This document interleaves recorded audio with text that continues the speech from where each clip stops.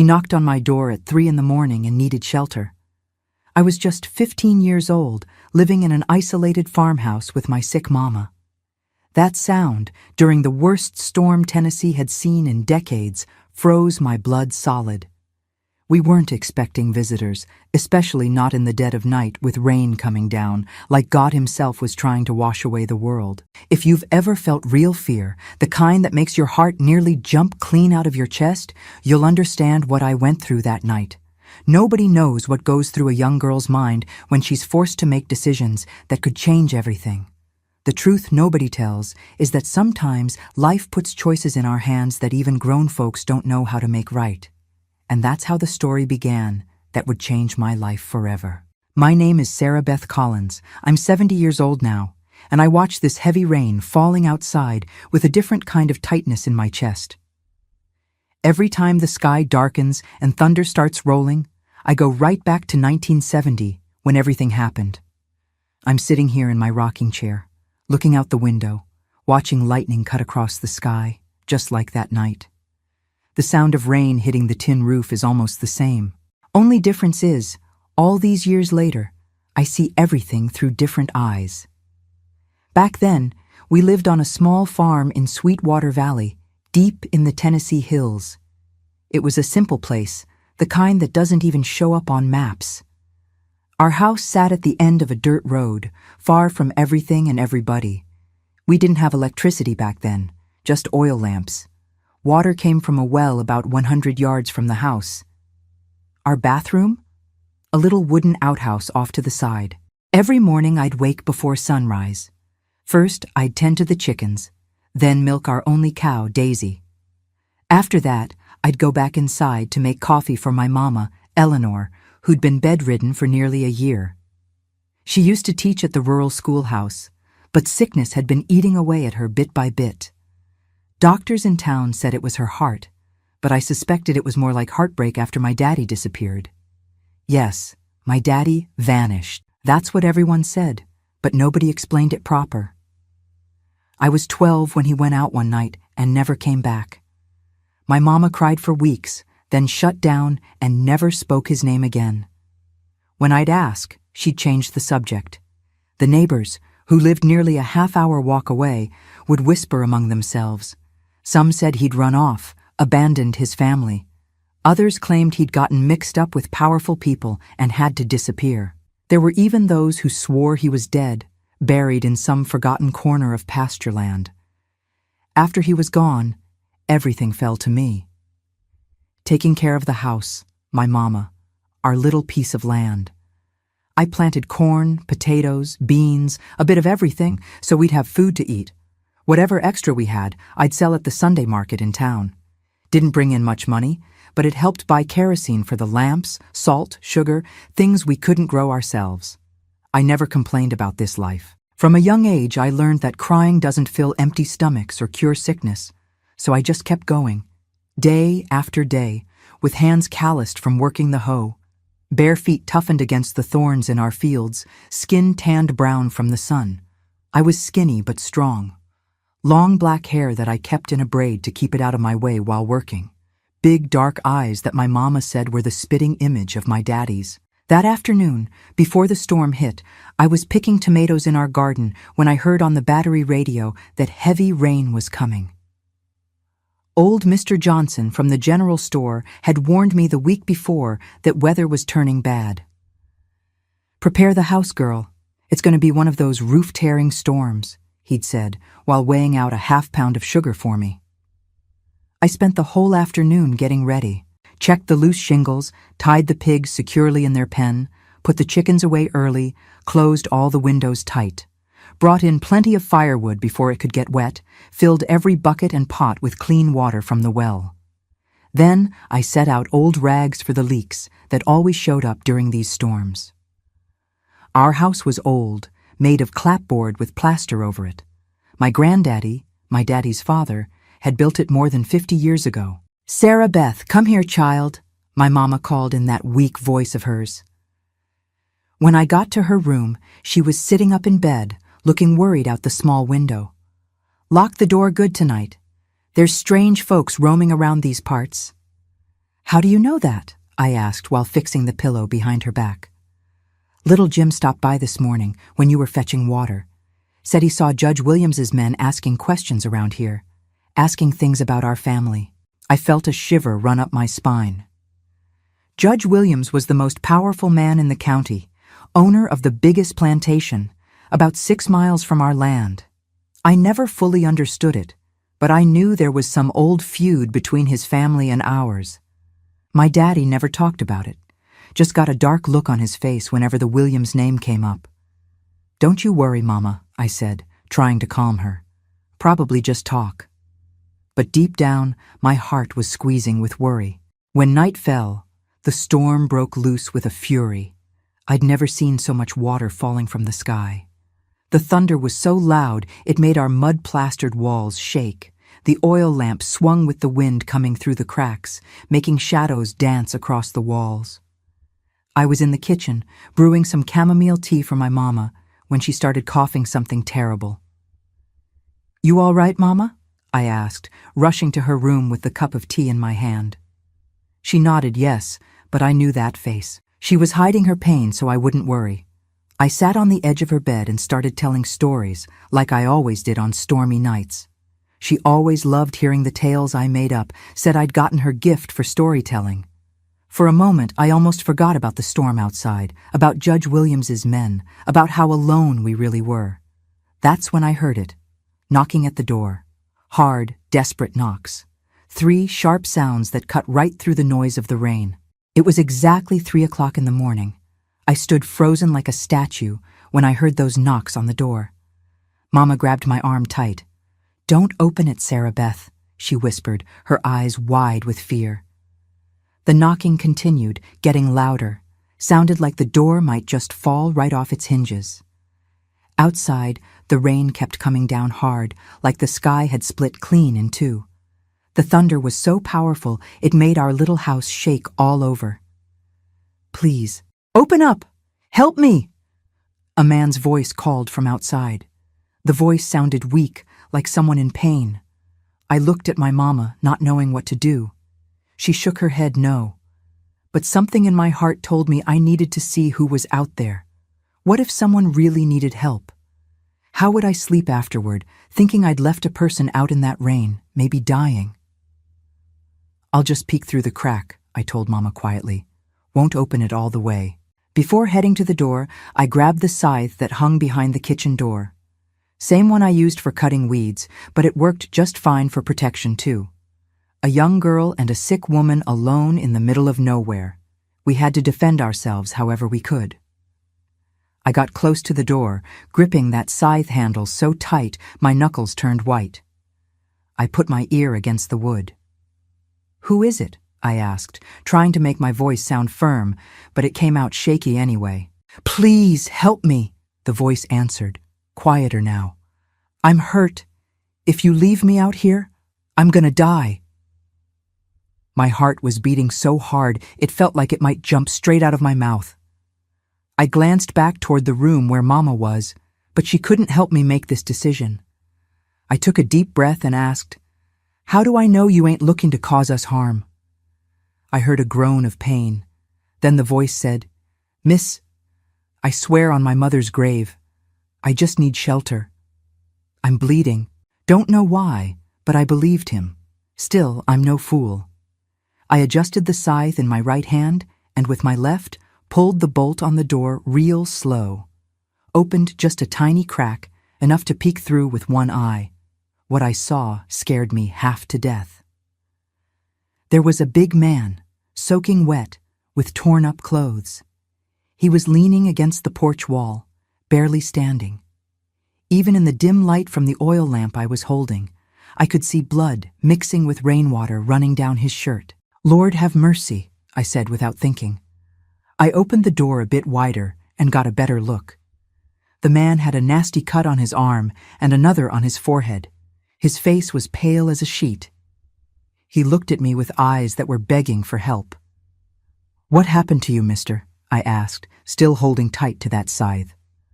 I was attacked on the road, he answered, his voice getting weaker. Please, I can't stay out here. They might come back. Who? Who might come back? He didn't answer. His eyes rolled back, and he slid down the wall, nearly falling. That's when I made up my mind. Come in, I said, opening the door a little wider. But you're staying in the tool room, and I'm keeping this with me. I showed him the scythe. The man barely had strength to nod in agreement. I set the lamp down on the floor and put his arm over my shoulder. Lord, was he heavy? He must have been about 30, strong-built, but now he was weak from his injuries. Even so, he weighed a whole lot more than me. Come on, it's this way, I said, guiding him inside. I took the man to our tool room, which was next to the kitchen. It was a small space where we kept farm tools and some seed sacks. There was an old straw mat on the floor that I sometimes used when I needed to sleep close to Mama on her bad days. I helped him lie down on the mat. Up close, I could see that the cut on his forehead wasn't too bad, but the one on his arm was deep and still bleeding. The man was shaking all over, his lips almost blue from cold. I need to tend to those cuts, I said. I'll go get some things. When I got back to Mama's room, she was nearly falling out of bed with worry. Who is it, Sarah Beth? Lord Almighty, tell me you didn't let nobody in. Mama, it's an injured man, I explained while gathering the clean rags we kept for when she took sick. He's hurt bad, bleeding. I couldn't leave him out there in this storm. Have you lost your mind? What if he's one of Judge Williams' men? What if it's a trap? It ain't like that, Mama. The man's too weak, can hardly stand. I put him in the tool room, and I've got the scythe with me. Mama closed her eyes and shook her head. Sarah Beth, you've got a good heart, just like your daddy. But sometimes a good heart lands you in a heap of trouble. I didn't answer. I grabbed the jar of corn whiskey we kept for medicine, some clean rags, and a bowl of water. I also took a handful of St. John's wort I'd dried last summer. My grandma had taught me those leaves were good for cleaning wounds and stopping bleeding. I went back to the tool room. The man had his eyes closed, but opened them when he heard me come in. What's your name? I asked while kneeling beside him. Thomas, he answered, voice weak. Thomas Miller. Miller. Same last name as my daddy. But that didn't mean anything special. Half the folks in this county were either Millers or Johnsons. This is gonna sting something fierce, I warned, wetting a rag with whiskey. When I pressed the rag to the cut on his arm, Thomas bit his lip to keep from yelling out. I could tell he was strong as an ox, because that must have hurt something awful. Who did this to you? I asked while cleaning away the blood. He took a deep breath before answering. Some men, on the road, wanted my money. I didn't quite believe that. Road bandits usually don't let their victims get away, and if they wanted money, why didn't they just take it? But I kept quiet, just kept tending to his wounds. The cut on his arm was deep, but I could see it hadn't hit any big veins, or else he'd have bled out by now. After cleaning it good with the whiskey, I put the crushed St. John's wort leaves on top and tied it up with a clean rag. You remind me of someone, Thomas said suddenly, looking at me strange. It ain't ma'am, mister. I'm only 15, I replied, not meeting his eyes. And you need to rest. We can talk more tomorrow. I picked up the lamp and stood. Thank you, he whispered. The Lord will reward you for this kindness. I didn't answer. I left the tool room and locked the door from the outside. Wasn't being mean, just careful. He might be telling the truth, but he might be lying too. And I had my sick Mama to protect. I went back to Mama's room, where she looked at me with worried eyes. Well? I cleaned his cuts. He says his name is Thomas Miller and that he was attacked on the road. Miller? Mama asked, and I noticed she went even paler. What's he look like? I described the man, tall, strong-built, black hair on the longish side, stubble on his face, dark eyes, probably around 30 years old. Mama got real quiet, thinking. I locked the door from the outside, I said to reassure her. And tomorrow, when the rain stops, he'll be on his way. But deep down, I knew it wouldn't be that simple. This man had a secret. And something told me that secret had to do with our family. Come lie down here beside me, Mama asked, patting the bed. "Tonight we'll sleep together." I lay down next to her, too tired to change my clothes. We listened to the rain beating on the roof and the thunder that was moving farther away. Before falling asleep, I thought about the stranger now staying in our tool room. Who was he really? Why was he attacked? And why did I feel like he wasn't telling the whole truth? Sleep came before answers did, but something told me our lives wouldn't ever be the same after this night. I woke up with the first rooster crow. For just a second, I forgot everything that happened the night before.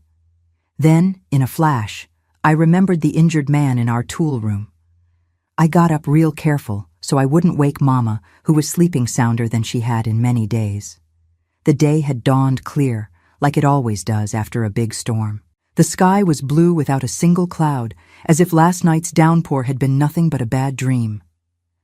I went to the kitchen, lit the wood stove, and put water on for coffee. While waiting for it to boil, I kept looking at that locked door to the tool room. Was the man still in there? Or had he somehow gotten that door open and run off during the night? I gathered my courage and walked over, pressed my ear against the wood, and heard strong breathing. Well, at least he was alive. I took the key I'd kept in my dress pocket and opened the door real slow and quiet. Thomas was sleeping on the straw mat, his chest rising and falling in a steady rhythm. The bandage I'd put on his arm had a bloodstain, but it didn't look any worse than before. I stood watching him for a while, wondering how a man so strong had ended up in this situation.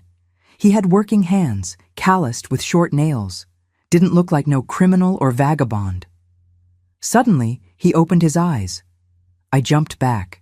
"Good morning," he said, his voice much better than the night before. "Sorry if I startled you."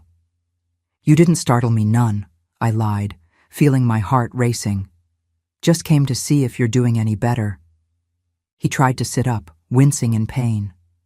"I am, thanks to the Lord and to you." He looked around at the small, cramped tool room. "Don't want to be a burden. Soon as I'm feeling stronger, I'll be on my way." "Made some coffee," I said, not knowing quite what else to say. "Would you like a cup?" He smiled, and I noticed he had a nice smile, despite his bruised-up face. "I surely would, and no need to call me Mister. I ain't that old." I went back to the kitchen, feeling my face flush warm. I poured 2 cups of coffee, grabbed a piece of cornbread left from the day before, and carried it all on an old wooden tray. Thomas ate like a man who hadn't seen food in days. Wolfed down that cornbread and drank the coffee in big gulps.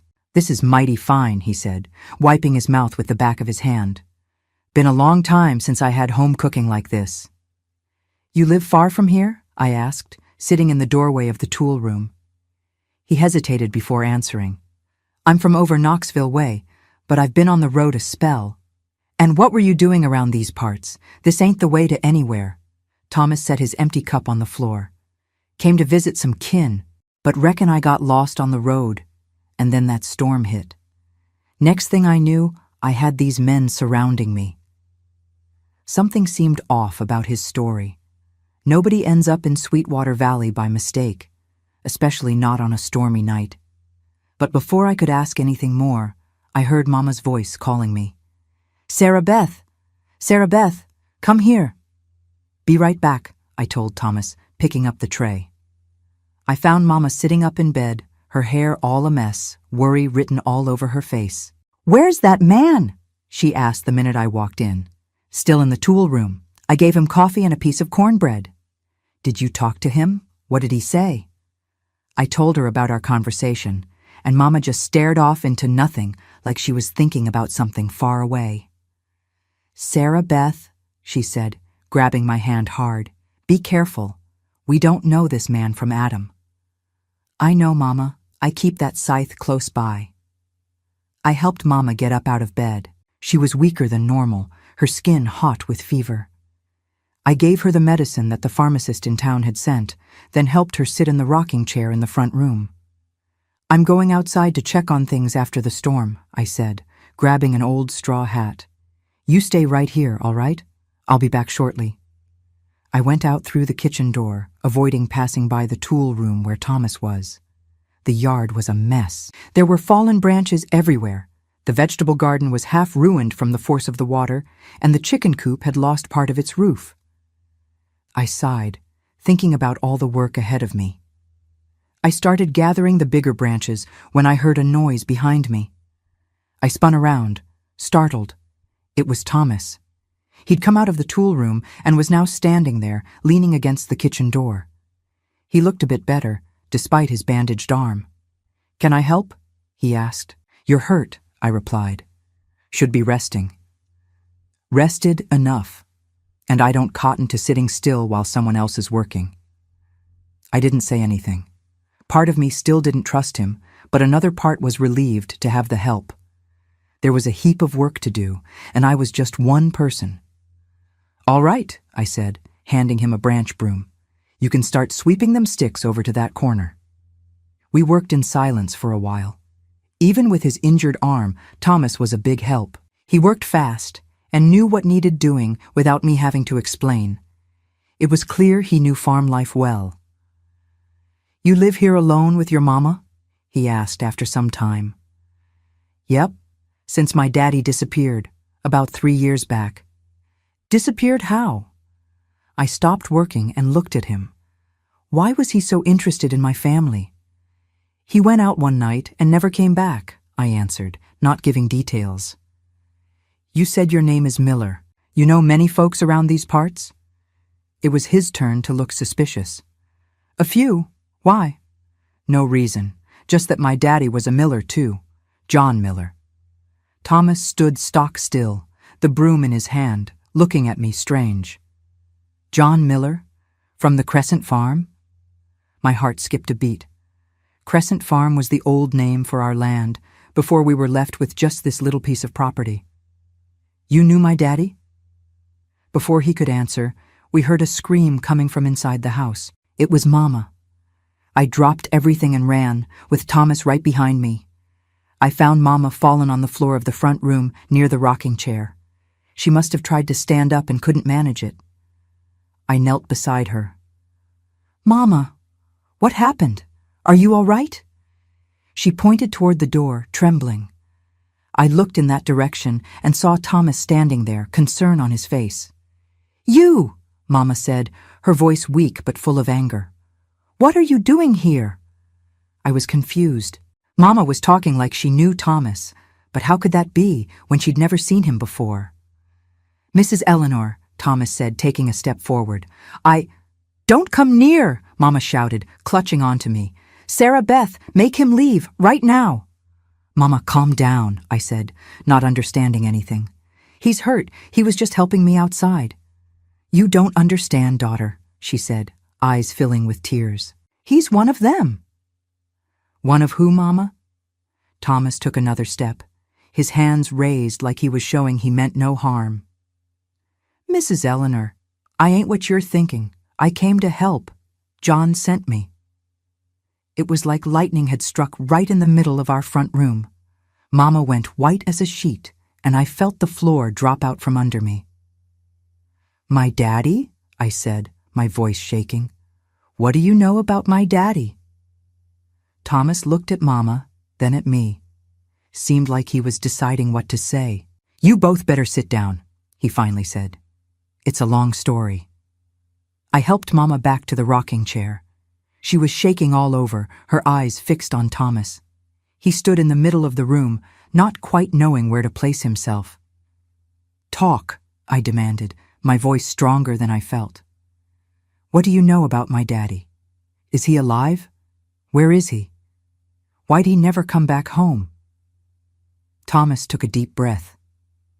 "Your daddy is alive. He's hiding out in Knoxville, and he sent me here to fetch both of you." I stood there frozen, staring at Thomas like he'd grown 2 heads. My daddy was alive? In Knoxville?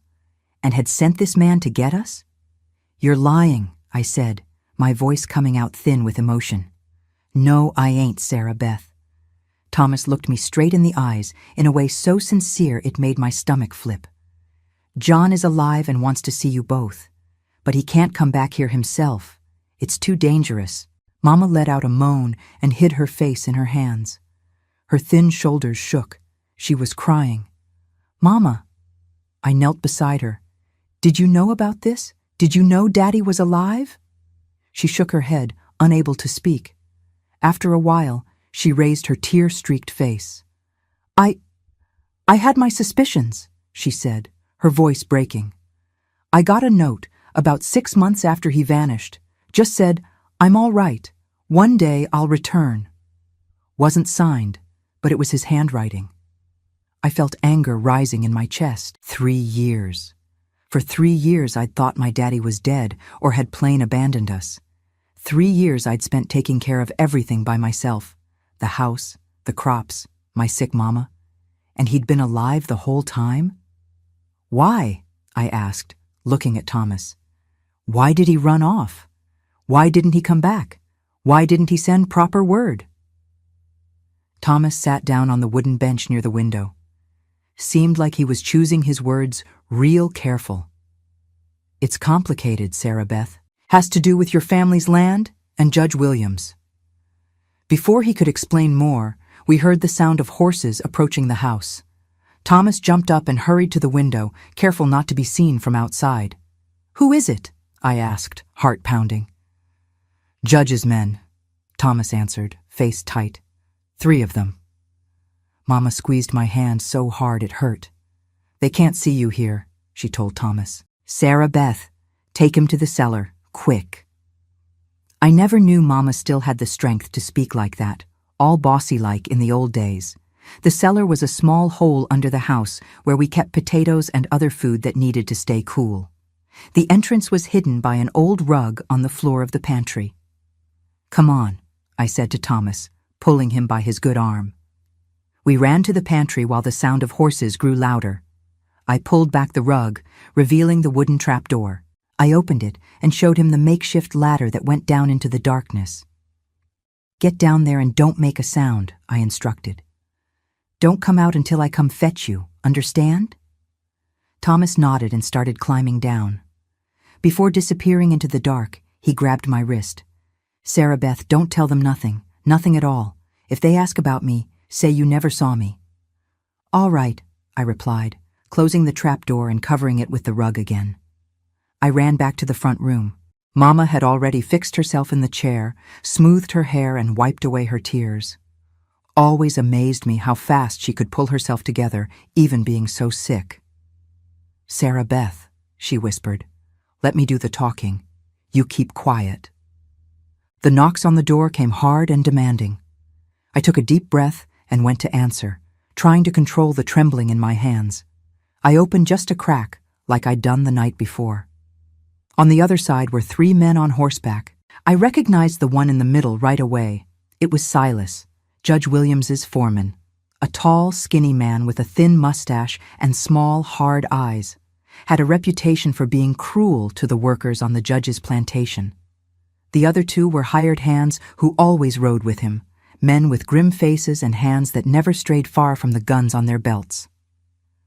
Morning, Silas, I said, trying to sound calm. Miss Sarah, he replied, tipping his hat with fake politeness. He always called me Miss, even knowing full well I was just a girl. It was his way of mocking me. Mind if we come in? Got some business to discuss with you and your mama. I didn't want to let them in, but knew I had no choice. If I refused, they'd suspect something was wrong. Sure, I opened the door, stepping aside. Mama's in the front room. The 3 men walked in, their muddy boots leaving marks on my clean floor. The smell of sweat and horses filled the house. Silas went straight to where Mama sat. The other 2 hung back, looking around like they were searching for something. Mrs. Eleanor, Silas greeted, with that same fake smile. How are you feeling? Any better with your health? Mama nodded, serious. What brings you here, Silas? He sat in the chair across from her without being invited. You and your daughter holding up all right? That storm last night was a mighty bad one, wasn't it? We're fine, thank the Lord, Mama answered, not smiling. But you didn't come all the way out here to talk about the weather, did you now? Silas let out an uncomfortable little laugh. Always straight to the point, Mrs. Eleanor. That's why I respect you. He glanced at me, then back at Mama. Truth is, we're looking for a man. A stranger that was seen around these parts yesterday afternoon. I felt my blood run cold, but kept my face blank. What kind of man? Mama asked, sounding uninterested. Tall fellow, strong built, dark hair, wears traveler's clothes, probably injured. And why are you looking for this man? I asked, unable to help myself. Silas turned his head to me, eyes narrowed. He's a thief, stole money from Judge Williams and ran off. The judge is offering a good reward to anyone who helps find him. Lies. I knew it was lies. If Thomas was a thief, he would have robbed us during the night and disappeared. Besides, the way Silas talked, there was something false about it. We haven't seen nobody, I said, looking him straight in the eye. Stayed inside all night because of the storm. Silas studied me for a while, like he was trying to see if I was lying. Then he turned back to Mama. Mrs. Eleanor, you know Judge Williams has always had consideration for your family, right? Even after that disagreement with your husband. Mama didn't answer, her face a mask showing nothing. Would be a shame if you were hiding information, he continued. The judge would be disappointed. It was a barely disguised threat. Mama kept looking at him, calm as ever. Like I said, Silas, we haven't seen anyone. If someone shows up around here, we'll be sure to send word to the plantation. One of the men who had been inspecting the house came back to the room just then. There's blood on the kitchen floor, Silas, he said, pointing with his head. I felt my heart skip a beat. I'd completely forgotten that Thomas bled when I brought him inside last night. Silas got up slowly, a mean smile spreading across his face. Blood, you say? That's mighty interesting. He looked at me. And you said you didn't see nobody, isn't that right, Miss Sarah? My mind raced, searching for an excuse. It's chicken blood, I said, trying to sound natural. I killed one yesterday before the storm to make broth for Mama. Thought I'd cleaned it all up. Silas narrowed his eyes, suspicious. He stared at me for what felt like forever. Finally, he shrugged. If you say so. He put his hat back on. Well, we'll keep looking. If you see any strangers, you'd best let us know. The judge doesn't take kindly to being deceived.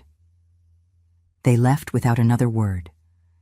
I stood in the doorway, watching them mount their horses and ride away down the path. Only when they disappeared from sight did I let my shoulders relax. My legs felt so weak they could hardly hold me up. I went back to the front room and found Mama with her face hidden in her hands again. They're gone, I said, sitting beside her. You think they believed us? Mama shook her head. No, Silas ain't no fool. He'll be back, and next time he'll tear this house apart. Then we need to leave here before that happens, a voice said from behind us. I turned with a start. It was Thomas, coming out of the cellar. I hadn't even heard him climb up. You shouldn't have come out, I snapped, angry. I heard everything, he explained, and Mrs. Eleanor's right. They'll be back, and soon. We've got to go, today. Go where? I asked, confused. To Knoxville, to your daddy.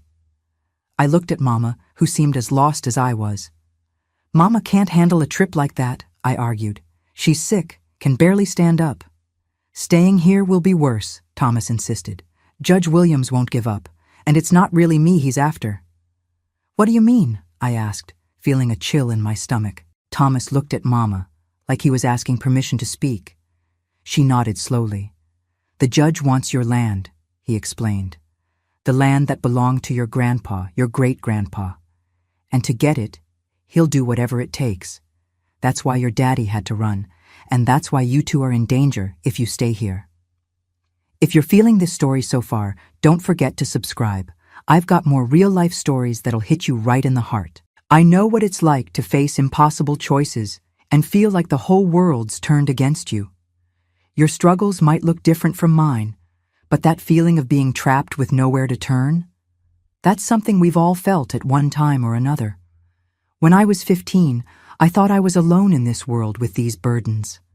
Now I know better, and that's why I share these stories, so you know you're never truly alone in your darkest hours. I sat there staring at Thomas, trying to make sense of everything he'd just said.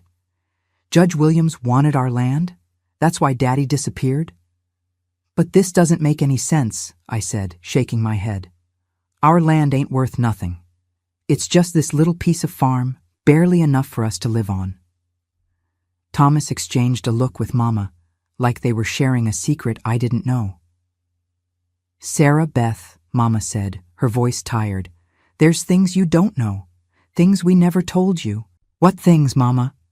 She sighed deep and pulled her shawl tighter around her bony shoulders. This farm is just a small piece of what used to be the Crescent Farm. Your great-grandpa Jeremiah Miller owned all the land from here to the river, more than 1,000 acres. My eyes went wide with disbelief. 1,000 acres? But how? Over time, the family lost most of it. Some because your grandpa drank and gambled too much. Another part because Judge Williams kept buying pieces, dirt cheap, when folks were desperate. Thomas, who was leaning against the wall listening, added, and other parts he just plain took. Moving boundary markers, forging papers, threatening people.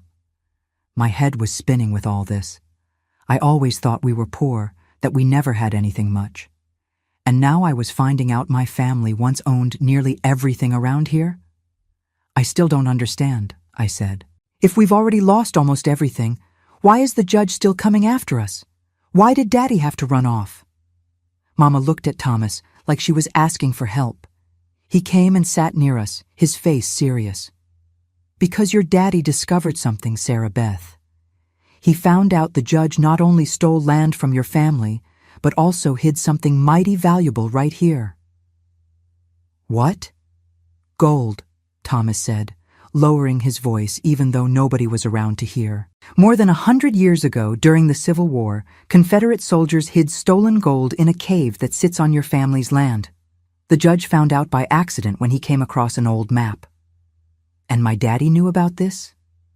Your daddy found your grandpa's journal, Mama explained. In it, Jeremiah wrote about the hidden gold and gave clues to where the cave might be. When Judge Williams learned John had the journal, well, he wanted to get it by any means necessary. It was all starting to make sense. The strange men who used to show up at the farm before Daddy disappeared. The judge's insistent offers to buy our land, even though it was just a small, seemingly worthless piece. And where's this journal now? I asked. With your daddy, Thomas answered, in Knoxville. But there's a problem. He hesitated, like he didn't want to continue. What problem? The journal doesn't have all the information. There's a map that shows exactly where the cave is, and your daddy thinks that map is hidden somewhere here, in this house. I almost laughed. It all seemed so absurd. Hidden gold, secret maps, sounded like something from a dime novel, not real life, and especially not our simple life here. If there was a map like that here, I'd know about it, I said, suspicious. I know every inch of this house.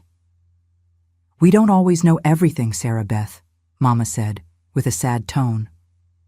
Your daddy kept many secrets, things he hid even from me. I sat quiet, thinking. If what they were saying was true, we really were in danger. Judge Williams wasn't a man to give up easy on something he wanted, and if he thought we had the map... So that's why you came here? I asked Thomas. To get this map? He nodded. Your daddy sent me to get the map and both of you. He wants to bring the family back together, somewhere far from here, where the judge can't reach you. And the men who attacked you on the road? The judge's hired hands. They found out I was coming here and ambushed me. Lucky for me, I managed to get away, but not before taking a couple knife cuts. I looked at the bandage on his arm and felt a chill. Those men would have killed Thomas without thinking twice. And they'd do the same to us if they thought we were hiding the map. And how are we supposed to find this map? I asked. If my own daddy didn't know where it was, How will we know? Your daddy has some ideas, Thomas replied. He gave me clues about what to look for. Before he could say anything more, we heard a noise outside. Sounded like horses again. Thomas ran to the window and peeked out carefully. It's them again, he said, tense. And there's more this time. 5 or 6 men. My heart jumped into my throat. They'd come back so quick. What do we do? I asked, panic rising. You two get to the cellar, Thomas ordered. I'll handle them. No, I grabbed his arm. They'll hurt you, or worse. There's no other way, Sarah Beth. If they find you both here, they'll take you to the judge's plantation, and I don't know what might happen then. Mama, who'd been quiet until now, spoke with a surprisingly strong voice. There is another way. There's a secret passage that leads out to the back of the property, comes out in the middle of the bamboo thicket, near the creek. I looked at her, surprised. Secret passage? Since when? Since always, child. Your grandpa built it to hide during the Whiskey Rebellion. Your daddy and I never told you because we hoped we'd never need to use it. Thomas looked as surprised as I was. Where's this passage? In the cellar, Mama answered, already trying to stand. There's a hidden trap door under the potato sacks, leads to a tunnel that goes all the way to the bamboo thicket. I couldn't believe what I was hearing. A secret passage under our house, and I never knew. How many other secrets was my family keeping? The horses were getting close now. We could hear men's voices. We didn't have much time. Let's go then, Thomas said, helping Mama to her feet. Quick, grab only what's really important. We need to be gone before they get here. I ran to my room and grabbed a small bundle. I put in a change of clothes, the picture of my daddy I kept under my pillow, and the silver locket my grandma gave me before she died. Didn't have much else worth taking.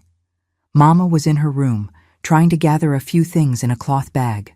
Her hands were shaking so bad she could hardly hold on to anything. I went to help her. Just the important things, Mama, I said gently. We can get the rest later. She nodded and handed me 3 items. The wooden rosary that had belonged to her mother, a yellowed photograph from her wedding day, and a small leather-bound book. What's this? I asked, holding the book. My Mama's diary. Has recipes for home remedies. Might come in handy on the journey. I put everything in my bundle and went back to the front room. Thomas was at the window, counting the seconds. They're almost at the yard, he warned. We're out of time. We helped Mama to the kitchen, then to the pantry. I moved the rug aside and opened the trap door. Thomas went down first, then helped Mama down the steps. I came down last, closing the trap door behind me. The cellar was small and dark. It smelled of damp earth and potatoes. Thomas struck a match, lighting up the cramped space. Where's the passage? He whispered to Mama. She pointed to the corner where the potato sacks were stacked. Behind those sacks, there's a wooden trapdoor in the floor. Thomas moved the sacks carefully to avoid making noise. The old wood creaked a bit, but not much. Behind the sacks, just like Mama said, was a small wooden door, almost the same color as the dirt, well hidden. Right then, we heard heavy knocking on the front door, then angry voices. They'd arrived. Miss Sarah, Mrs. Eleanor, open up, it's the sheriff. It was a lie, of course. There was no sheriff, just the judge's men. But they wanted to scare us. Hurry, whispered Thomas, opening the secret door. A strong smell of wet earth rose from the dark hole that opened up. We could see the beginning of a low tunnel, where a person could only pass by crawling. Up above, we heard a loud crash. They were breaking down the front door. My heart was beating so hard I thought it might burst out of my chest. You first, Thomas told Mama, helping her into the tunnel. She went in slowly, her weak body barely able to move in that tight space. I followed right after her, and Thomas came last, closing the hidden door. We were now in a tunnel dark as pitch, with no light at all. I'd never felt so scared in my whole life. We crawled through that dark tunnel for what felt like forever. The ground was packed dirt, damp and cold. Sometimes we'd feel a root or stone in the way. The air was heavy, hard to breathe. I followed right behind Mama, hearing her struggling breath. Thomas came last, carrying our few belongings on his back. The poor man must have been in pain with his injured arm, but he never complained once.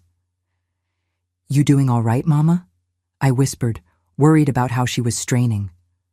"I'm managing," she answered between labored breaths. Behind us, Thomas would stop every so often to listen, trying to hear if we were being followed. But the only sounds were our own breathing and, far away, the muffled shouting of men tearing our house apart. "How much farther, Mama?" I asked after what seemed like hours of crawling. "Your Mama said the tunnel goes all the way to the bamboo thicket," Thomas answered for her. "Must be a good 100 yards or more." It seemed like an impossible distance in our condition.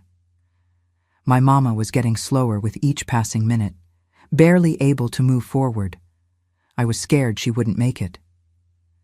"Let's rest a bit," I suggested, hearing how hard she was breathing. We stopped, and in the pitch darkness, I could only feel rather than see the others. Mama's breath was ragged, like each one took all her strength. "Sarah Beth," she said suddenly, her voice weak but determined. "There's something you need to know. About your daddy, about our family. Now, Mama, can it wait till we get out of here? I don't know if I'll make it to the end of this tunnel, child." I felt a tight squeeze in my chest. "Don't talk like that, Mama.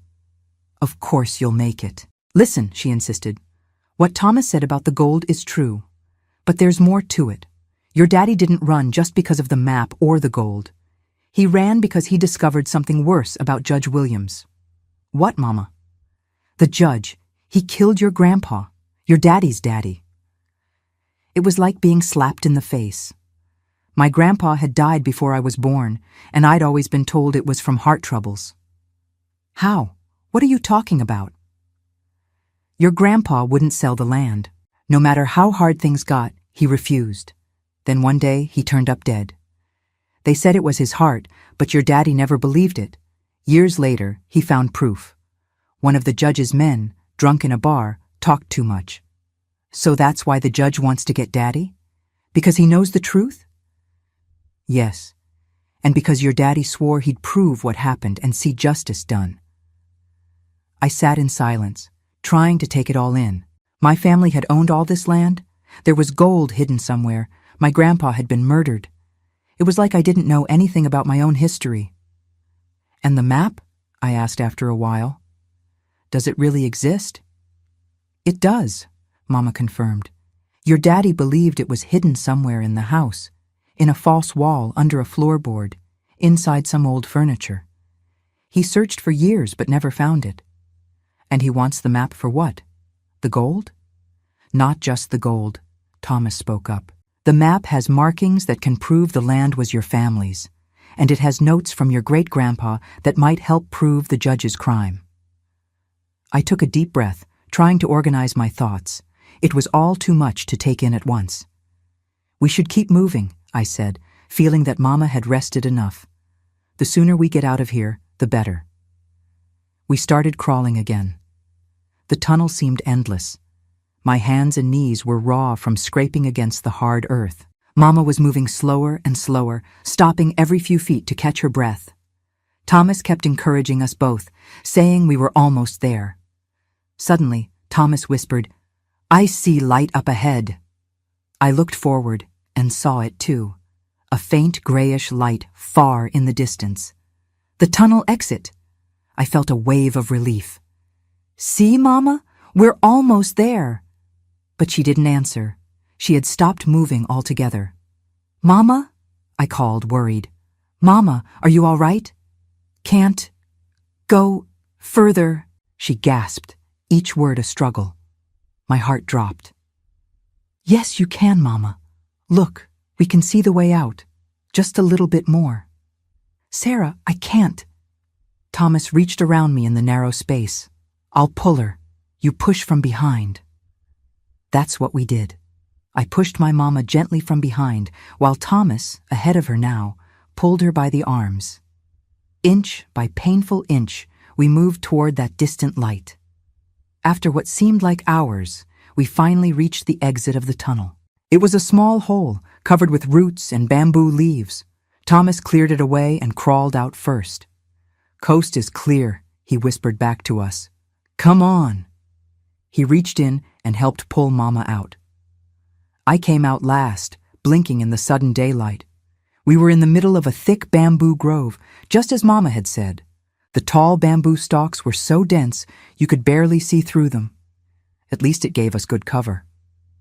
I laid Mama down on the ground. She was very pale, her lips almost blue, breathing with great difficulty. "Oh God," I said, frightened by how she looked. "She needs a doctor." "We can't take her to town," Thomas said, checking to see if anyone was nearby. "The judge has too much influence there." "Then what? We can't just let her die here." Thomas thought for a moment, scanning the area around us. "There's a place," he said after a while. "About 3 miles from here, near the old stagecoach road, there's a friend of your daddy's. Name's Robert Johnson. He helped your daddy escape back then. He's a trustworthy man." 3 miles? Mama can't walk that far. She can barely move. "I'll carry her," Thomas said, like it was the most natural thing in the world. "With your injured arm, you can't." "I don't see we have much choice." I looked at my Mama lying on the ground. She was looking worse by the minute. The strain of the tunnel had been too much for her weak heart. Thomas was right. We had no choice. "I'll help you," I said. Thomas nodded and bent down to pick up Mama. Even with his injured arm, he managed to lift her onto his back. Mama was so thin from illness, she didn't weigh much at all. "Let's go," he said, adjusting her weight. "Stay behind the bamboo as long as we can." We started walking through the bamboo thicket, trying to stay hidden. The sun was high in the sky by now, must have been around noon. The heat was getting stronger, and soon we were all sweating. Thomas trudged forward, carrying Mama, and I came behind with our small bundle of belongings. The scythe I'd brought from the house was clutched tight in my hand, ready for any trouble. After a while, we left the cover of the bamboo and entered a more open area with scattered bushes and trees. We had to be more careful now. From here, someone might spot us if they were looking. Thomas kept going, never complaining, despite what must have been terrible pain in his injured arm. Sweat ran down his face, but he didn't slow down. Mama had fallen silent, her eyes closed, but at least she was still breathing. We walked for what seemed like forever. My feet were blistered in my worn-out shoes, and my throat was parched from thirst. The sun beat down mercilessly, but we kept going, knowing that stopping could mean death. After about 2 hours of walking, Thomas finally spoke. "It's just over that rise," he said, nodding toward a small hill ahead of us. "Robert's place." I felt a surge of hope. We were almost there. Mama would get help, and we'd be safe, at least for a while. As we crested the hill, I saw a small cabin in a clearing, surrounded by a few trees. Smoke rose from the chimney, a sign that someone was home. It looked peaceful, ordinary. The kind of place you'd never think to look for fugitives. We were about halfway down the hill when I heard it, the sound of horses behind us. My blood ran cold. I turned to look. "Thomas," I whispered in terror. "They found us." 2 riders were coming fast along the path we'd just traveled. Even from a distance, I recognized Silas's tall, lean figure. They must have found the tunnel exit and followed our trail. "Run!" Thomas commanded, suddenly moving faster despite his burden. "Run to the cabin. Tell Robert who you are. He'll help." "What about you and Mama?" "I'll be right behind you. Now go." I took off, running down the hill toward the cabin. My legs felt like lead, but fear gave me speed I didn't know I had. Behind me, I could hear the horses getting closer. When I reached the cabin door, I pounded on it with all my might. "Help! Please help us!" The door swung open. An older man with white hair and a weathered face stood there, a shotgun in his hands. "Who are you, girl?" he demanded. "I'm Sarah Beth Miller," I gasped out. "John Miller's daughter. Please, my mama's sick, and men are chasing us." Recognition flashed in the old man's eyes. He looked past me to where Thomas was stumbling down the hill, still carrying Mama, with the riders closing in fast. "Get inside," he ordered, raising his shotgun. "Now!" I rushed inside the cabin while Robert stood in the doorway, shotgun raised. Through the window, I watched Thomas stumbling down the hill, still carrying Mama. Silas and his man were closing in fast, maybe 50 yards behind him.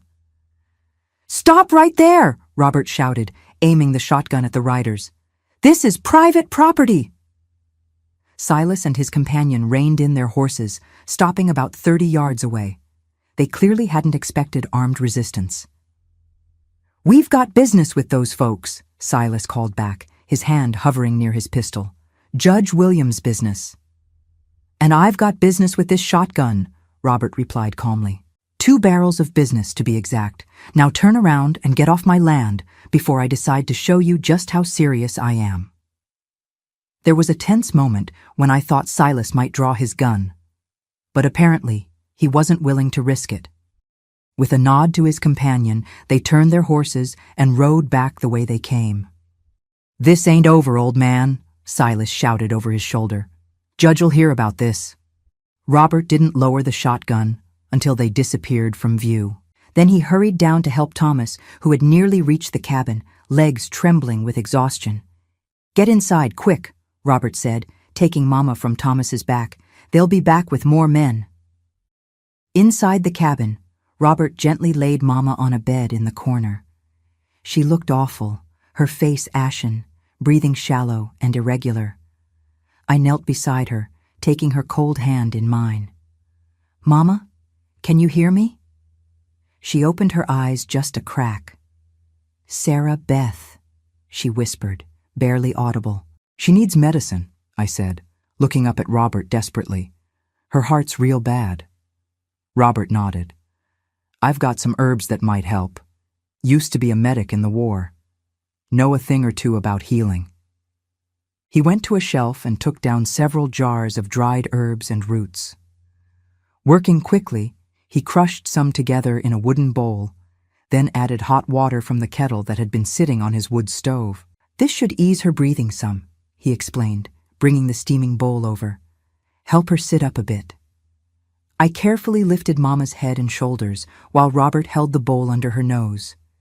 The steam had a strong, medicinal smell. After a few minutes of breathing it in, Mama's breathing seemed to ease a little. "That's good," Robert said, setting the bowl aside. "Now we need to get some of this tea into her." He poured some of the herbal mixture into a cup. "It's bitter, but it'll help her heart." With my help, Mama managed to sip a little of the tea. After she drank about half the cup, she lay back, exhausted.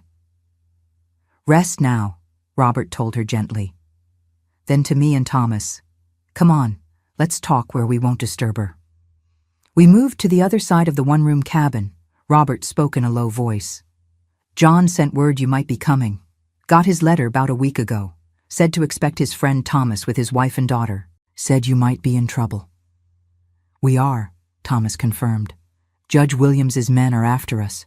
Burned down their house, hunting for a map." Robert's weathered face grew solemn. "John told me about that map, and about what the judge did to his father." "Is my daddy really in Knoxville?" I asked. "He is. Been there about 3 years now. Started a new life, but he never forgot about you and your mama. Sent me money regular to keep an eye on you from a distance." That information hit me hard. All this time, Daddy had been watching over us, in his way. Maybe he hadn't abandoned us completely after all. "How bad is her condition?" Robert asked, glancing toward Mama. Thomas and I exchanged worried looks. "Bad," I admitted. "The doctor in town said her heart's failing, and all this strain. The escape through the tunnel. She needs a real doctor," Thomas added, "but we can't risk going to town." Robert thought for a moment. "I've got a friend in Chattanooga. Used to be a doctor before he lost his license for treating colored folks same as whites. He'd help, no questions asked." "Chattanooga's far," I said. "How would we get there?" I've got an old truck out back. Doesn't look like much, but it runs. Could take you part way at least. Hope flickered inside me. If we could get Mama to a real doctor, maybe she'd have a chance. When could we leave? Thomas asked. Not today, Robert replied. Silas and his boys will be watching the roads. We need to wait till dark, maybe even till tomorrow night. Give them time to ease up a bit. The thought of waiting that long worried me, but I knew Robert was right. Trying to leave now would be too dangerous. What about the judge? I asked. If he knows where we are. My place is off the main roads, Robert explained, and I've got friends nearby who'd warn me if a bunch of riders were coming this way. We'll have time to get out if we need to. I nodded, feeling a little better. Then another thought struck me. The map, I said suddenly. What if... I hurried over to our small bundle of belongings and pulled out the leather-bound book Mama had insisted on bringing, my grandmother's diary. With trembling hands, I opened it and began carefully examining each page, feeling along the binding, the covers. What are you doing? Thomas asked, coming to watch. Mama insisted on bringing this, I explained. Said it was important, had her mama's remedies, but what if there's more to it? I kept examining the book until I noticed something odd.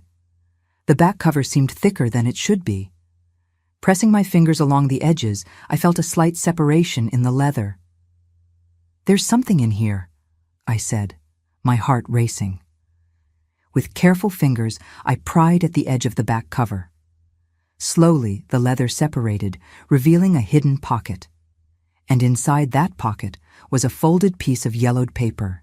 My hands shook as I pulled it out and unfolded it. It was a map, hand-drawn in faded ink, showing the area around our farm. There were markings, notes in the margins, and a big X drawn over a spot near the creek that ran through our property. Oh my God, Thomas whispered, looking over my shoulder. You found it. Robert came over, eyes wide. The map John's been searching for all these years. It was in your grandma's book this whole time. I stared at the map in wonder. The thing that had caused so much trouble, so much heartache, here it was in my hands. On the back, just as Thomas had said, there were notes written in a spidery hand, my great-grandpa's writing, describing the original boundaries of our land and how the judge's father had begun taking it by force. Mama knew, I said softly, looking at her sleeping form. She must have known all along where it was, but she never told anyone, not even Daddy. Your mama's a smart woman, Robert said. Probably figured it was safer that way. The less people knew, the less danger you all were in. Thomas studied the map carefully. This is it. This is what we need. With this, your daddy can prove the judge's crimes, both the land theft and possibly even your grandpa's murder. I felt a strange mix of emotions, relief at finding the map, anger that so much suffering had come from it, and worry about what would happen next. So now what? I asked. We just wait until tomorrow night and try to make it to Chattanooga? That's the plan, Robert confirmed. Get your mama to my doctor friend, then figure out how to get you all to Knoxville, to your daddy. The mention of my daddy brought back what Thomas had told me, that he had a new family now, a woman named Mary, and even a child, my half-brother. I still didn't know how I felt about that. Part of me was angry, another part understood that he thought he could never come back to us. But what would happen when Mama found out? Would it break her already weak heart? Your daddy will be mighty happy to see you, Robert said, misreading my expression. He talks about you in every letter he sends. I nodded but didn't reply. Instead, I went back to sit by Mama's side. Her breathing seemed a little easier now thanks to Robert's medicine. I took her hand and held it tight, drawing comfort from its familiar feel despite how frail it had become. That night, we took turns watching over Mama and keeping an eye out for the judge's men. Thomas took first watch, then Robert, then me. I sat by the window in the pale moonlight, listening to the night sounds and thinking about everything that had happened. In just 2 days, my whole world had been turned upside down. Our house was gone, burned to the ground. We were fugitives, hunted by the most powerful man in the county.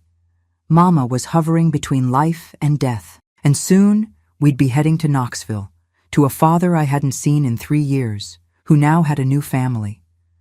But something else had changed, too. For the first time, I understood who I really was, where I came from. I wasn't just a poor farm girl struggling to survive. I was the great-granddaughter of Jeremiah Miller, a man who had once owned 1,000 acres. I came from people who built secret tunnels and hid maps and fought for what was theirs. There was strength in my blood, a heritage of courage and determination. As the first light of dawn broke over the hills, I made a promise to myself. No matter what happened next, I would be worthy of that heritage. I would protect my mama, I would face my daddy and his new family, and somehow, someday, I would see justice done for all that had been taken from us.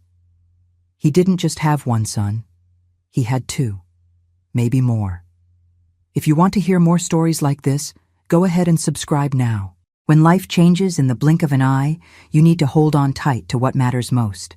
That's what I had to learn at 15, watching my mama fight for every breath, clutching a map that held our family's past and future. Sometimes the hardest moments are what shape us into who we're meant to be. I never would have chosen this path, but looking back, I can see how each step, even the painful ones, led me exactly where I needed to go. 2 days after our escape, I was sitting on Robert's porch, watching the sun rise over the hills. I'd barely slept, worrying about Mama, who was still mighty weak. Robert's herbal remedies had helped some, but she needed a real doctor, no question about it. Thomas came out of the cabin and sat down beside me. He'd changed the bandages on his arm and seemed to be healing up good, though he still moved careful-like. "How you holding up?" he asked, offering me a cup of coffee. "I'm managing," I answered, taking the coffee. "What about you?" "Arm's getting better. Robert's got away with them herbs. Helped quite a bit." We sat quiet for a spell, each lost in our own thoughts. Finding that pocket watch with the picture of my daddy and Thomas had changed everything. Now I knew Thomas was my daddy's cousin, that they'd grown up together, and that my daddy was indeed alive, hiding out in Knoxville. "What are we going to do now?" I finally asked. "Mama's in no shape to travel all the way to Knoxville." Thomas took a sip of coffee before answering. "Robert went into town last night, disguised himself good. He hung around the tavern, listening to what folks were saying." "And what did he find out?" "The judge is fit to be tied. Has men on every road in the county. They're stopping anybody who passes through, asking if they've seen us. The story he spread is that we stole money from him and burned down our own house to cover the crime." My blood started to boil. "That's a lie. He's the one who had our house burned." "I know," Thomas said, putting his hand on my shoulder to calm me. "But it's his word against ours. And round these parts, Judge Williams's word carries more weight than just about anyone's." It was true. The judge had the whole county in his pocket. The sheriff, the mayor, even the preacher. Nobody would stand against him. "So we're stuck here," I said, feeling defeated. "Can't leave, can't get a doctor for Mama, can't do nothing." "It ain't quite that bad," Thomas replied. "There's a way out, but it's gonna be risky." "What way?" "Robert's got a friend who drives a delivery truck. He comes through here tomorrow, taking a load of produce down to Chattanooga.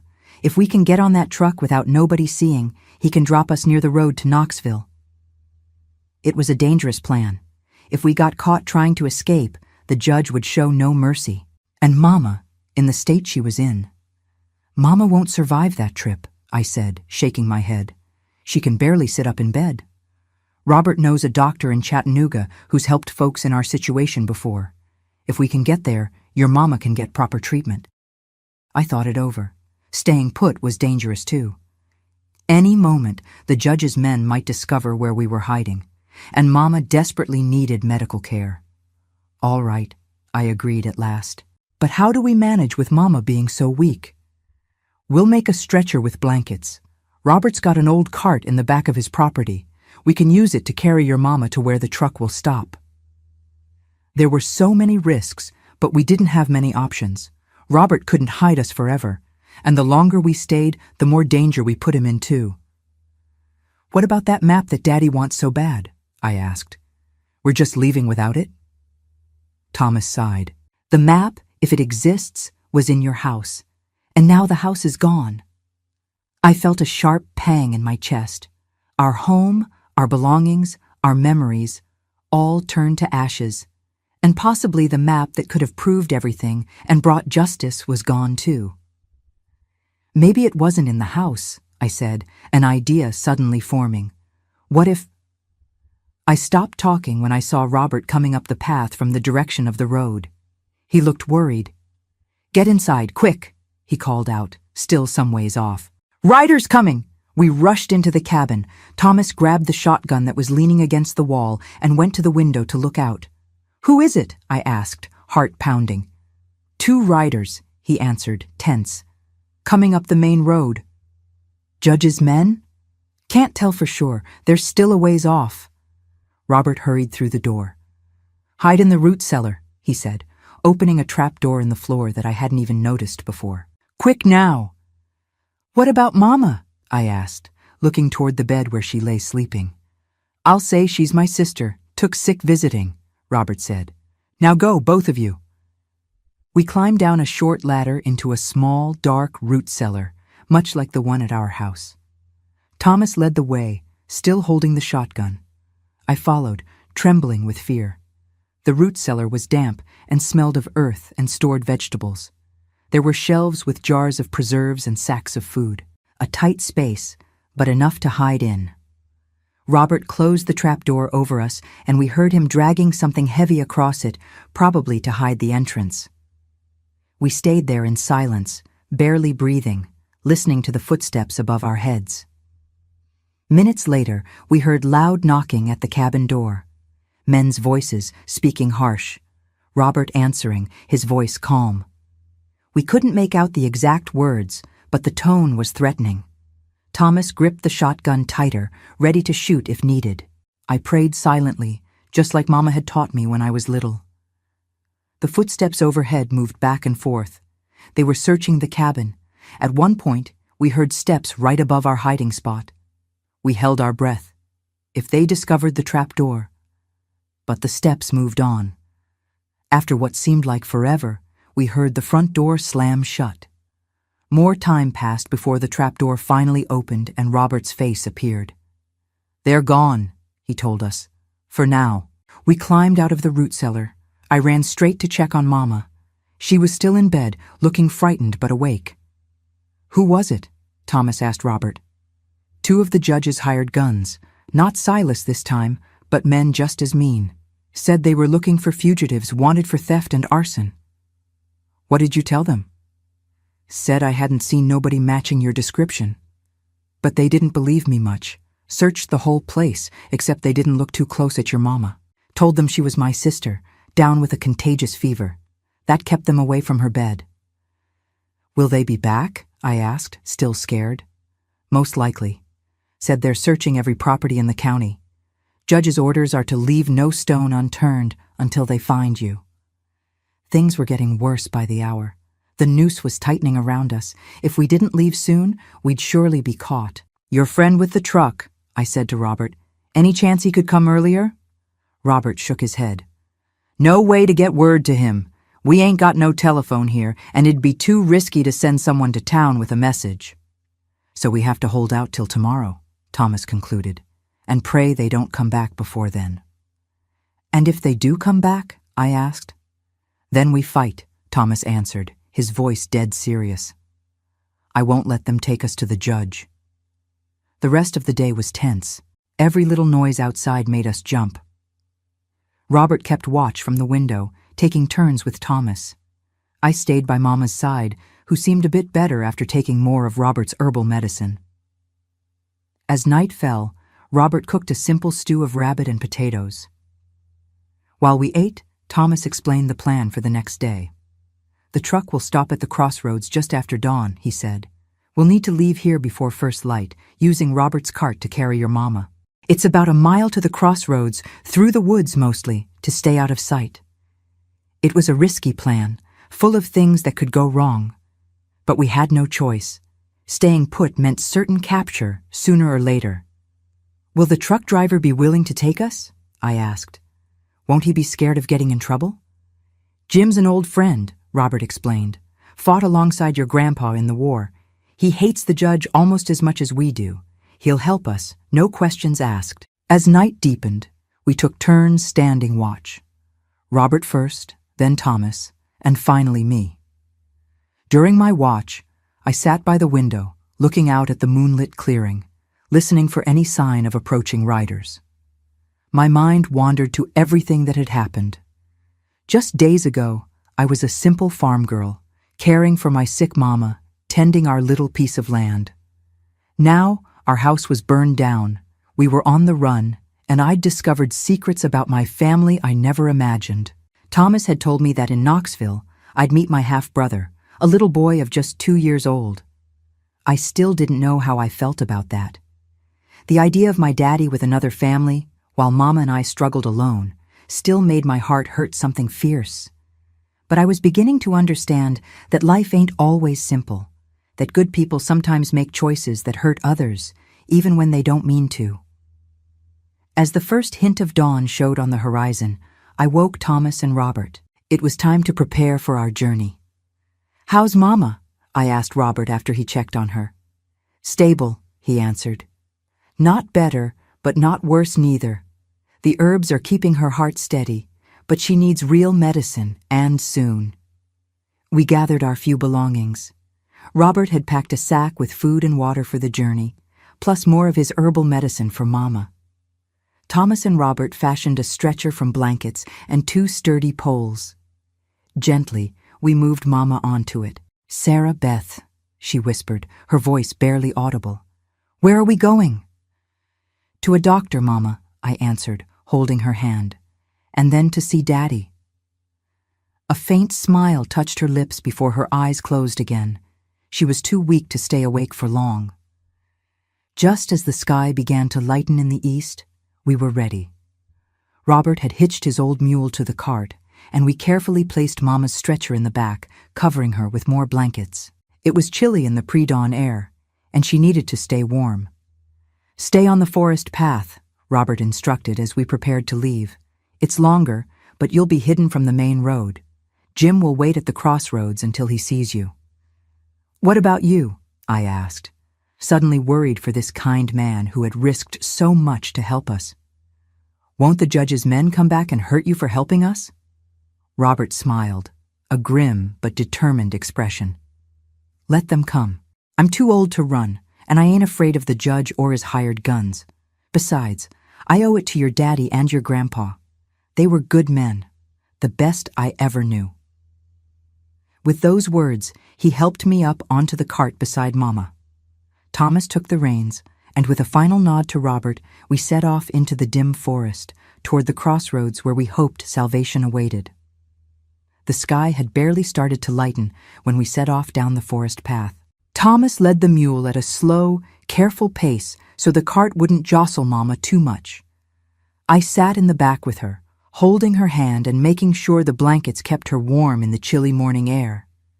Every bump in the path made me wince, knowing how fragile she was. "How much farther?" I whispered to Thomas after we'd been traveling for what felt like hours, though the sun had only just cleared the horizon. "Not far now," he answered, keeping his voice low. "Maybe half a mile more." The forest path was overgrown in spots, forcing Thomas to clear branches that hung too low. We moved as quietly as possible, always listening for any sound of horses or men that might spell danger. The only noises were the creak of the cart wheels, the soft clip-clop of the mule's hooves, and the morning birds singing in the trees. Mama drifted in and out of consciousness. When she was awake, her eyes would find mine, and she'd try to smile, though I could see the pain she was in. I kept giving her sips of water and small doses of Robert's herbal medicine, praying it would keep her stable until we reached the doctor in Chattanooga.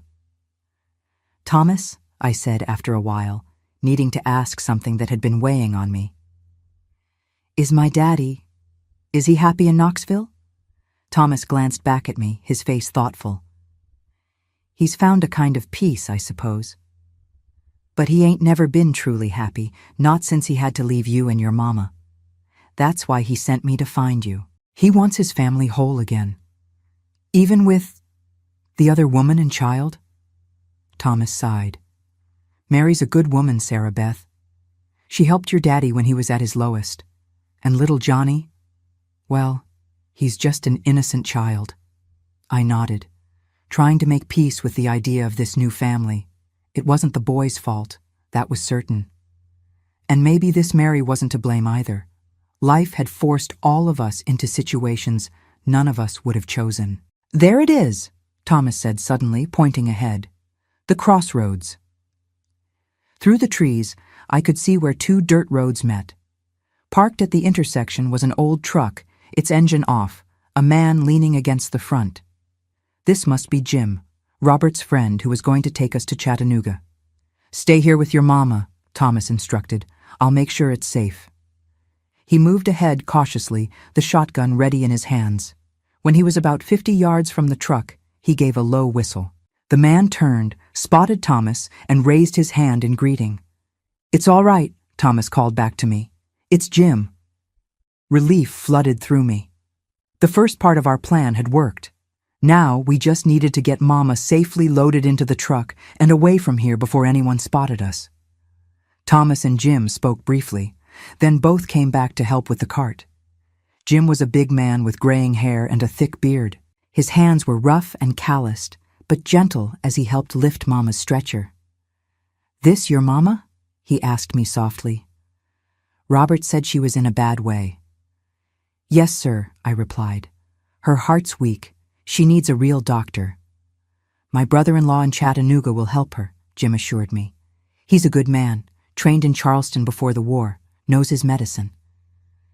Together, the three of us carefully transferred Mama from the cart to the back of the truck. The truck bed was half filled with crates of vegetables, creating a space in the middle where we could lay the stretcher.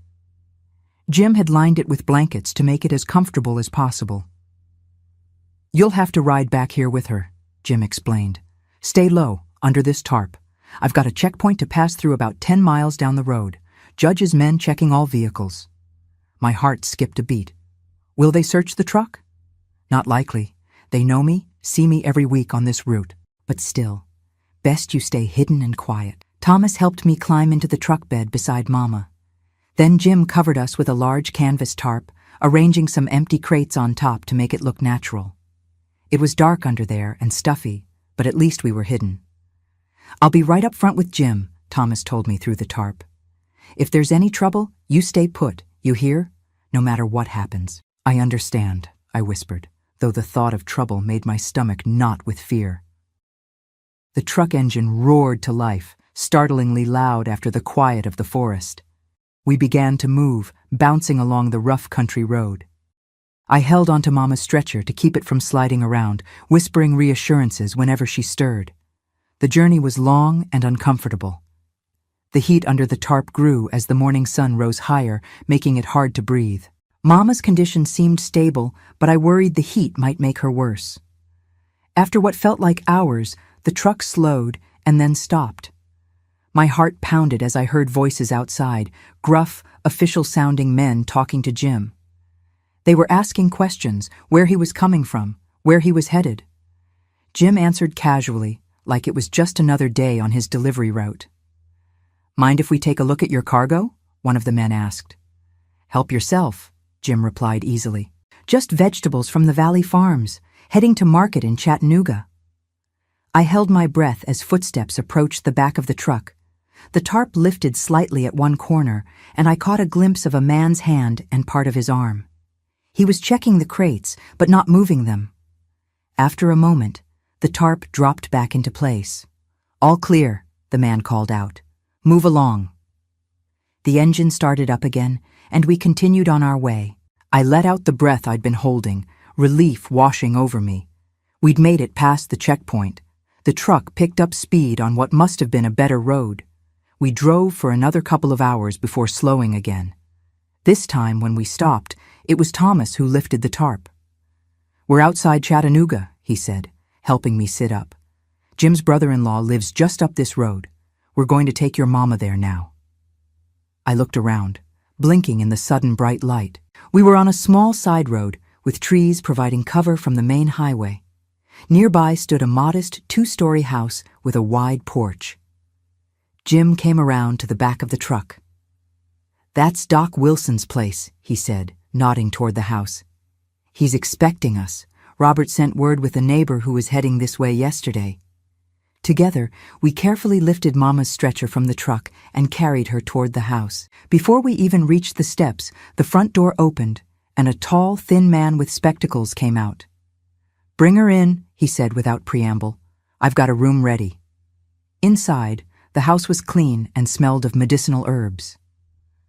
Doc Wilson led us to a small bedroom on the first floor, where we laid Mama on a real bed with clean sheets. She stirred slightly, but didn't fully wake. Doc Wilson checked her over immediately, listening to her heart with a stethoscope, taking her pulse, examining her eyes and skin color. "How long has she been like this?" he asked me. "She's been sick for nearly a year," I explained. "But got much worse these past few days.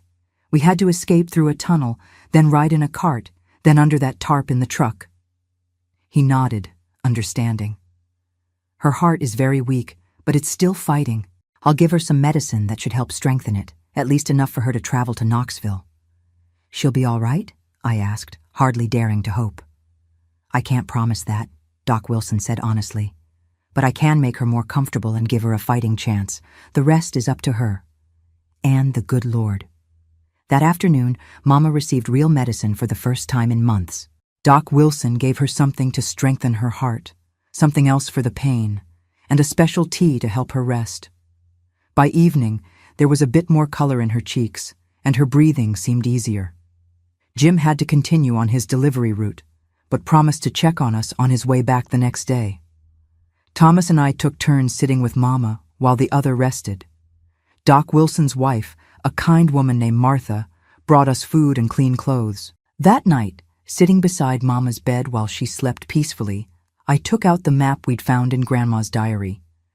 In the lamplight, I studied the careful drawings, the notes in the margins, the big X marking the cave where the Confederate gold was supposedly hidden.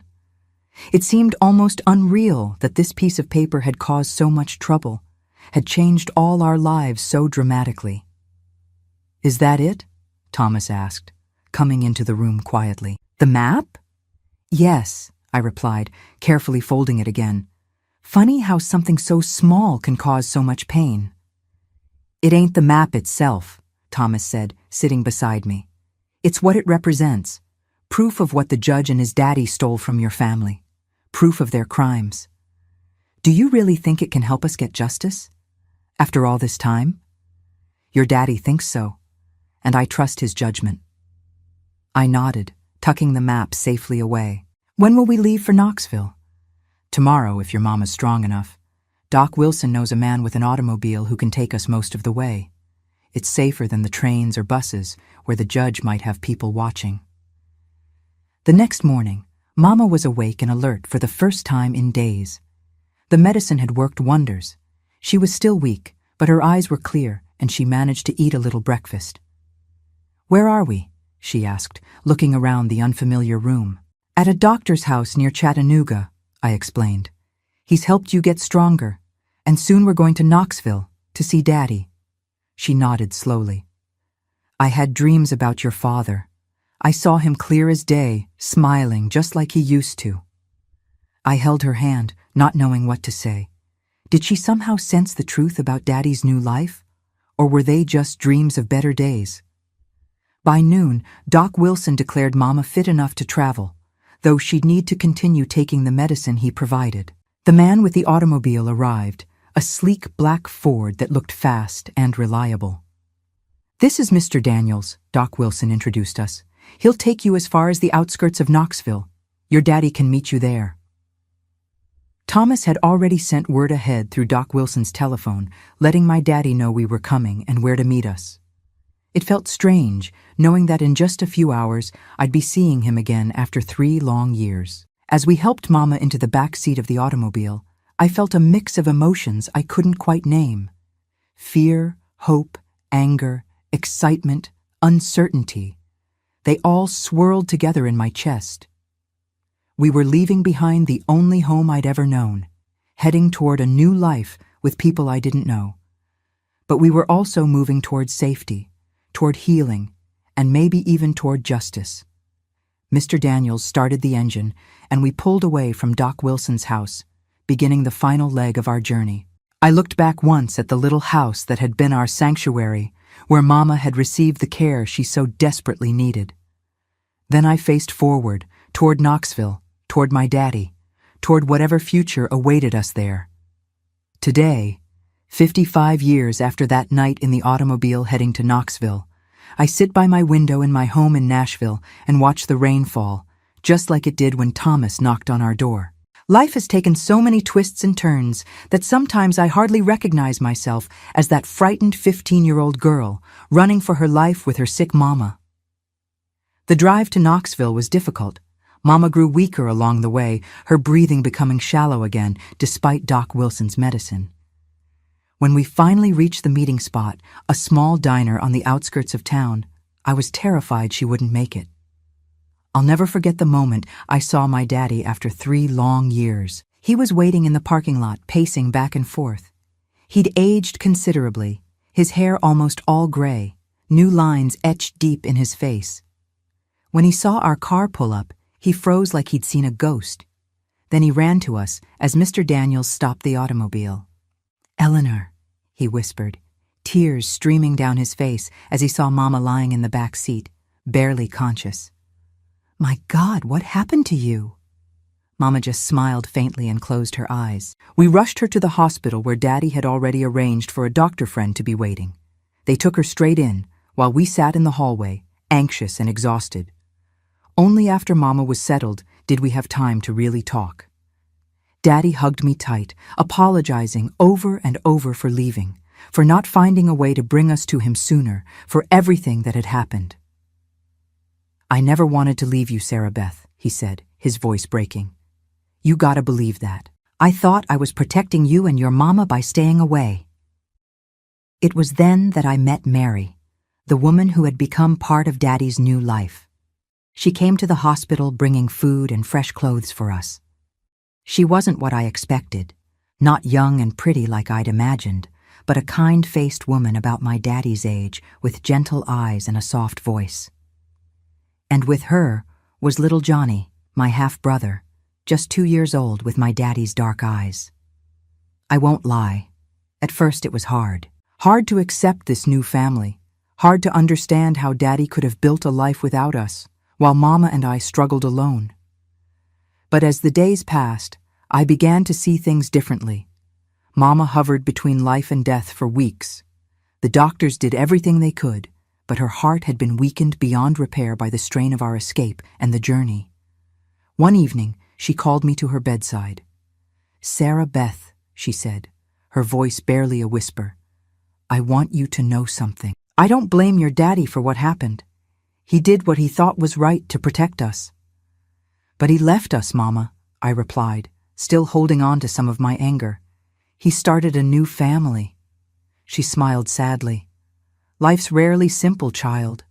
Sometimes good people make mistakes or get caught in impossible situations. Forgiveness isn't just for them, it's for you too. Carrying anger is too heavy a burden." Those were some of the last words she spoke to me. That night, peacefully in her sleep, Mama passed away. She was just 42 years old. The funeral was small, just family and a few of Daddy's trusted friends.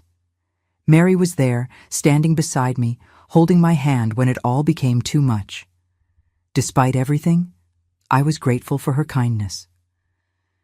With the map from Grandma's diary, Daddy finally had what he needed to prove the judge's crimes. He contacted a lawyer friend who started building a case against Judge Williams. It wasn't just about the land anymore. It was about justice for Mama, for Grandpa, for all the people the judge had hurt over the years. The legal battle took years. Judge Williams fought with everything he had, using his money and influence to delay and obstruct. But times were changing in Tennessee. The old power structures were weakening, and people were less willing to look the other way for powerful men who abused their position. When I was 25, 10 years after our escape, the verdict finally came down. The court ruled in our favor, ordering the return of the lands that had been illegally taken, along with damages for the years of lost use. More importantly, the evidence my daddy had collected about Grandpa's murder was accepted, and Judge Williams was indicted for conspiracy to commit murder. It caused a huge scandal throughout the county. The mighty judge, who had ruled like a king for decades, now stood accused in open court. Many people who had suffered at his hands finally found the courage to speak out.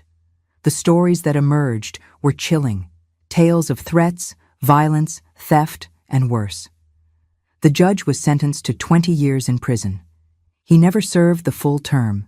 He died behind bars 3 years later, old and sick, abandoned by the yes-men who had once surrounded him. As for the Confederate gold that had started it all, well, that's another story. After we reclaimed our family lands, Daddy organized an expedition to the cave marked on the map. They did find several old chests with gold coins and artifacts from Civil War times. It wasn't the massive fortune legends had described, but it was enough to give our family a fresh start. My mama lived just long enough to know we'd be okay, but not long enough to see justice done. I like to think she knows somehow that she found peace in the knowledge that the truth eventually came to light. Thomas and I got married 5 years after our escape. Who would have thought that the injured stranger who knocked on our door that stormy night would become the love of my life? We had 3 children together, who are all grown now with families of their own. My oldest son, Joseph, manages the restored Crescent Farm, which we rebuilt on our reclaimed family lands. Daddy passed away 10 years ago at the age of 85. Mary followed 2 years later. Little Johnny, not so little anymore, is 55 now and runs a successful business in Knoxville. Life has a way of coming full circle, doesn't it? So many twists and turns, joys and sorrows. If someone had told me on that stormy night when I was 15 that everything would turn out this way, I never would have believed them. What have I learned through all of this? That life doesn't come with a roadmap. That sometimes the people we love most make decisions that hurt us, even when they don't mean to. That there are few true villains or heroes in this world, mostly just people trying their best in difficult situations. And most importantly, that time heals many wounds if we let it. Today, at 70 years old, I look back and see how each difficult moment taught me something valuable. That frightened girl of 15 grew up, faced her fears, built a good life despite everything. And perhaps that's the greatest victory, not letting the hardships define me, but rather what I did with them. In the end, we did find justice, though it came at a terrible cost. My mama, my sweet, patient mama, never lived to see the judge pay for his crimes or our family land restored. But her sacrifice wasn't in vain. Her courage, her wisdom, her love, they live on in me, in my children, in my grandchildren. Sometimes on rainy nights like this one, I sit by the window and think I can almost see her, smiling at what her family has become. I think she'd be proud of how things turned out, even though the path was harder and longer than any of us could have imagined. And that's my story, friends. A tale of loss and love, of justice long delayed, but finally delivered, of family torn apart and somehow pieced back together in a new way. I've been blessed to live long enough to see how it all worked out, to find peace with the past and joy in the present. I survived the lie, and I found peace. If this story touched you, hit subscribe. Let's keep these real voices alive. Now, I'd love to hear from you. Where are you listening from today? Leave a comment below and let me know what part of the country you call home. It means the world to know we're connected through these stories, no matter how far apart we might be.